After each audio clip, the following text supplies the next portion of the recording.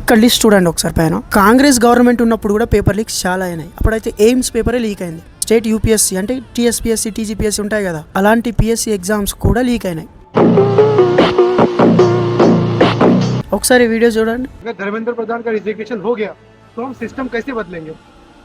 Sir आप कौन से न्यूज चैनल में काम करते मैं हो? कोई नहीं, मैं तो नॉर्मल हूँ, कहाँ मैं काम नागपुर से हूँ। कहाँ काम करते हो?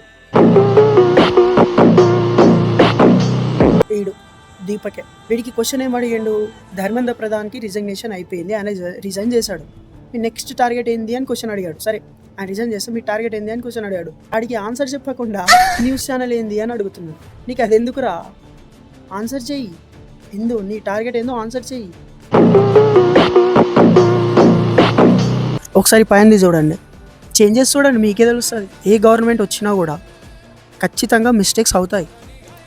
ఎవరో చేశారు పేపర్ లీక్, వేరే వాళ్ళు చేశారు, వాళ్ళకి ఆల్రెడీ కస్టడీలో ఉన్నారు, ట్రీట్మెంట్స్ జరుగుతున్నాయి.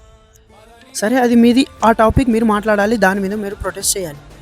కానీ మీ టార్గెట్ హిందూయిజాన్ని తక్కువ చేయాలి, బీజేపీని డౌన్ చేయాలి, బీజేపీ ఫాలోవర్స్ తగ్గించాలి. तो अब हमारा नेक्स्ट टारगेट है कि कुछ भी करके हमें बीजेपी के फॉलोअर्स कम करने हैं. గుర్తుపెట్టుకోండి, నేను ఏ పార్టీకి సపోర్ట్ ఇవ్వట్లేదు, నాకు ఏ పార్టీ వద్దు.